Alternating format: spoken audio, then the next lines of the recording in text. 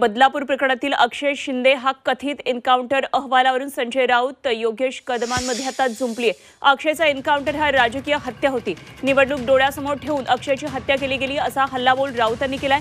तर फडणवीसांना अंधारात ठेवून ही हत्या केली गेल्याचा टोलाही त्यांनी लगावला। तर आधी अक्षय शिंदेला भर चौकात फाशी द्या म्हणणारे आता बाजू घेत असल्याचा पलटवार गृहराज्यमंत्री योगेश कदम यांनी लगावला।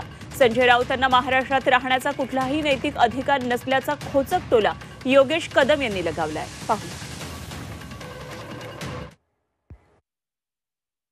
ज्या पद्धतीनं त्याची हत्या केली, एन्काउंटर केलं, तो विधानसभेच्या निवडणुका डोळ्यासमोर ठेवून राजकीय फायद्यासाठी त्याची हत्या केली का? कारण जे चित्र रंगवण्यात आलं ते पूर्णपणे चुकीचं होतं। गृहमंत्री देवेंद्र फडणवीस होते, त्यांना अंधारात ठेवून हा प्रकार झाला अशी माझी माहिती आहे।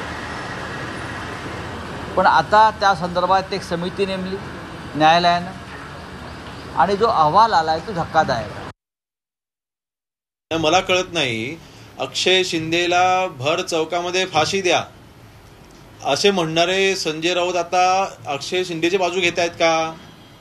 किंवा त्यांना इतकं मोठं दुःख झालं का की ज्या नराधमाने इतक्या घृण परिस्थितीमध्ये त्या बालिकेवर त्यांनी जे काही अत्याचार केले, अशा अक्षय शिंदेच्या बाजूने जर का संजय राऊत बोलत असतील तर त्यांना या छत्रपती शिवाजी महाराजांच्या महाराष्ट्रामध्ये राहायचा त्यांना अधिकार देखील नाही। जर का महाराज आज असते तर महाराजांनी काय केलं असतं हा प्रश्न त्यांनी स्वतःला विचारावा की